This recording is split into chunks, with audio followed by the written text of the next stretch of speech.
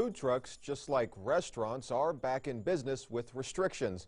But how are food trucks enforcing social distancing and face coverings? CBS 4's Karina Vargas has the story. On a normal day, this food park in McAllen is typically packed with people. And as an outdoor venue, one food truck owner says they follow the same restrictions as restaurants. We're operating as if we were a restaurant. We're at 50% capacity, so we don't put up all our tables. We're actually just using 3, very separated. We're actually having more than 6 feet apart, with only 2 to 3 chairs at each table. The food park is regulated by the McAllen Health and Code Enforcement as well as a Chamber of Commerce. And when following the safety guidelines, we're told 90 to 95% follow the rules. But for those not complying, food truck owners can only recommend, not enforce.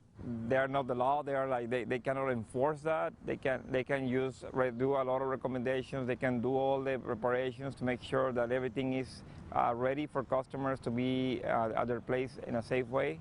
Luis Cantu from the McAllen Chamber of Commerce says code enforcement officers are always checking up to ensure both food truck owners and customers are following the guidelines. In case that there's customers that are not respecting those rules, I mean, the special conversations or actions with them can be discussed. Food truck owners are placing cones and signs to remind customers of social distancing and the city's safety guidelines.